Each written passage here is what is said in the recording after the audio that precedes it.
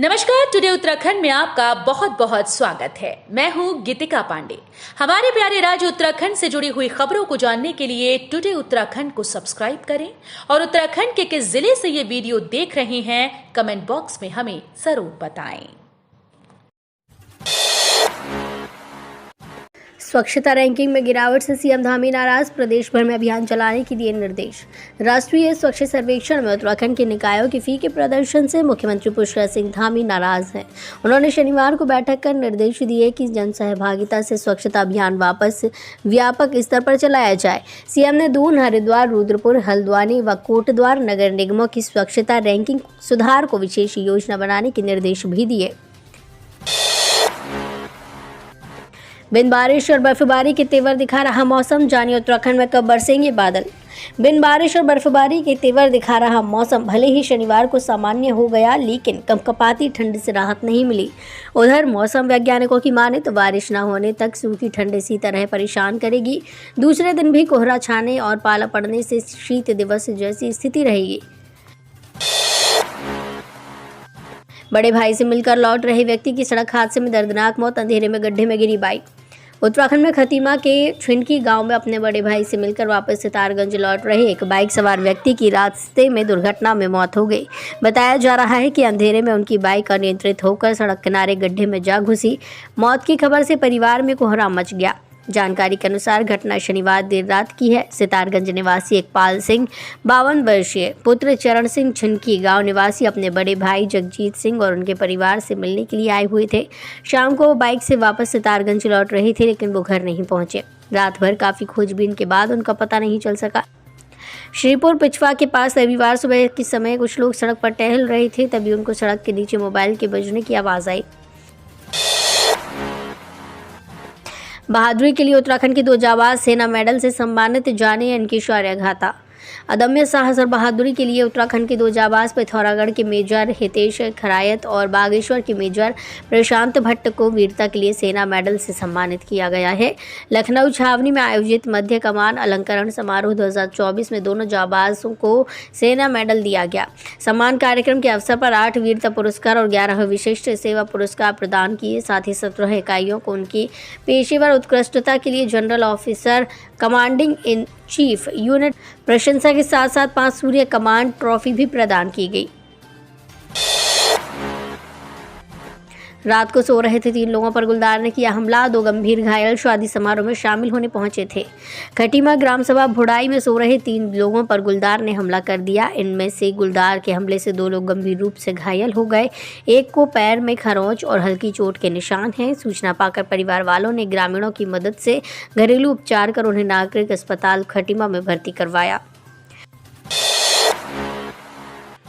कैंची धाम में सीएम ने लगाया ध्यान, बाबा नीव करौली का आशीर्वाद ले स्वच्छता कार्यक्रम का किया शुभारंभ। मुख्यमंत्री पुष्कर सिंह धामी कैंची धाम में आयोजित सांस्कृतिक उत्सव और स्वच्छता कार्यक्रम में शामिल होने पहुंचे। सीएम धामी ने यहां पहले मंदिर में पहुंचकर बाबा नीव करौली महाराज की पूजा अर्चना की। बाबा का आशीर्वाद लेने के बाद उन्होंने यहां 20 मिनट तक ध्यान लगाया। जमीन दिलाने के नाम पर की 2.5 करोड़ की ठगी, ग्राहकों को ऐसे लगाया चूना। जमीन दिलाने के नाम पर एक युवक से 2.5 करोड़ रुपए की ठगी कर ली गई। पीड़ित ने जमीन की जांच कराने के बाद आरोपियों से धनराशि वापस मांगी तो उन्होंने लौटाने से इनकार कर दिया। एसएसपी के निर्देश पर राजपुर पुलिस ने 2 आरोपियों के विरुद्ध मुकदमा दर्ज कर लिया है। जीवित महिला को मृत दर्शाकर तैयार की फर्जी वसीयत, फिर किसी दूसरे को बेच डाली संपत्ति। जालसाजों ने एक जीवित महिला को मृत दर्शाकर उनकी संपत्ति किसी दूसरे को बेच डाली। राजपुर थाने में आरोपियों के खिलाफ मुकदमा दर्ज किया गया। पुलिस आरोपियों की तलाश कर रही है। एसओ राजपुर जितेंद्र चौहान ने बताया कि मामले में विशाल थापा निवासी लच्छीवाला ने पुलिस को शिकायत की है। हरिद्वार में भारी वाहनों का प्रवेश प्रतिबंधित, ऑटो विक्रम के लिए रूट डाइवर्ट। यहाँ देखें। मकर संक्रांति के स्नान को लेकर पुलिस ने सुरक्षा व्यवस्था पूरी तरह चाक चौबंद की है। यातायात प्लान जारी किया गया। शनिवार शाम 5 बजे से शहर में भारी वाहनों का प्रवेश प्रतिबंधित कर दिया गया।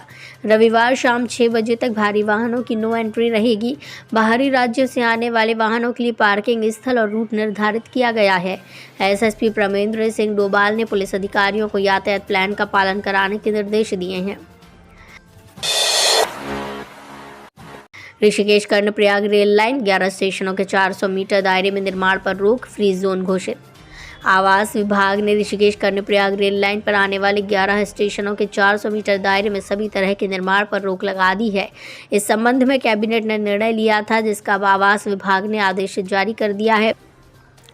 जारी आदेश के मुताबिक ऋषिकेश कर्णप्रयाग रेल लाइन पर बन रहे स्टेशन योगनगरी, ऋषिकेश, शिवपुरी, ब्यासी, सिराला, चिलगढ़, मल्ला, मलेथा, श्रीनगर, धारी देवी, तिलानी, गोलतीर और गौचर के 400 मीटर दायरे में किसी भी नए निर्माण या अन्य विकास की गतिविधियां रोक दी गई हैं।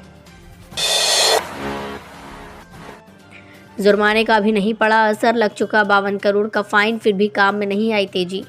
जल निगम विभाग द्वारा संचालित हर घर नल योजना की प्रगति बेहद धीमी है। योजना की धीमी प्रगति को लेकर दिसंबर में नमामि गंगे एवं ग्रामीण जलापूर्ति विभाग के प्रमुख सचिव अनुराग श्रीवास्तव ने इस कार्य में लगी फर्म पर 52 करोड़ रुपए का जुर्माना किया था। बावजूद इसके इस कार्य में कोई विशेष तेजी नहीं आ सकी। मार्च 2024 में शासन की तरफ से इस परियोजना को पूरा करने के लिए समय दिया गया है, लेकिन अभी सिर्फ 45% कार्य पूरा हो सका है। पिछले 3 वर्षों से इस परियोजना पर जिले में काम चल रहा है। 2.5 लाख कार्मिकों व पेंशनरों की महंगाई भत्ते में 4% की वृद्धि, सीएम धामी ने हरी झंडी के बाद आदेश जारी किए। धामी सरकार ने प्रदेश के राजकीय सहायता प्राप्त शिक्षण एवं प्राविधिक शिक्षण संस्थाओं और शहरी स्थानीय निकायों के नियमित एवं पूर्णकालिक व कार्य प्रभारित 2.5 लाख से अधिक कर्मचारियों और पेंशनर के महंगाई भत्ते में 4% की वृद्धि कर दी गई। 7वां वेतनमान के अंतर्गत इन कार्मिकों व पेंशनरों को 1 जुलाई 2023 से 42% के स्थान पर 46% महंगाई भत्ता मिलेगा। इसे जनवरी माह के वेतन के साथ दिया जाएगा। वित्त अपर सचिव गंगा प्रसाद ने इस संबंध में शनिवार को आदेश जारी किए। इस प्रकरण में मंत्रिमंडल ने निर्णय लेने के लिए मुख्यमंत्री पुष्कर सिंह धामी को अधिकृत किया था। नानकमत्ता में लोहड़ी मांगने निकला युवक हुआ सड़क हादसे का शिकार, कोहरे में शव के ऊपर से गुजरे कई वाहन। उत्तराखंड के नानकमत्ता में रविवार तड़के दर्दनाक हादसा हो गया। घर से लोहड़ी मांगने निकला युवक साथियों से बिछड़कर हाईवे पर पहुंच गया, जहां ज्ञात वाहन की चपेट में आने से उसकी मौत हो गई। घने कोहरे के चलते हाईवे पर पड़े युवक के शव के ऊपर से अनेक वाहन गुजरते रहे, जिससे शव क्षत विक्षत हो गया। मृतक मानसिक रूप से कमजोर बताया जा रहा है। कहानी प्रिंस होटल की देहरादून के चौराहे को दी पहचान, अब बन जाएगा इतिहास। जो लोग देहरादून से वाकिफ़ हैं वो प्रिंस चौक से वाकिफ़ ना हो, ऐसा संभव नहीं। जब दून ने शहरीकरण की तरफ पहला कदम बढ़ाया था तब कुछ ही चौराहे शहर का हिस्सा थे, इसमें से एक प्रिंस चौक भी है। इस चौराहे को जिसने प्रिंस नाम दिया वो कोई देश या प्रदेश की विभूति नहीं है।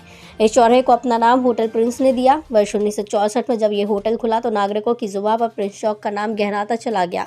वर्ष 1990 में जब चौक का नाम बदलकर सरकारी रिकॉर्ड में महाराजा अग्रसेन चौक रखा गया, तब भी नागरिकों की जुबान से पुराना नाम नहीं हट पाया। तो ये थी हमारे प्यारे राज्य उत्तराखंड से जुड़ी हुई कुछ खास और अहम खबरें। इसी तरह की लेटेस्ट अपडेट पाने के लिए अभी सब्सक्राइब करें टुडे उत्तराखंड चैनल को। धन्यवाद।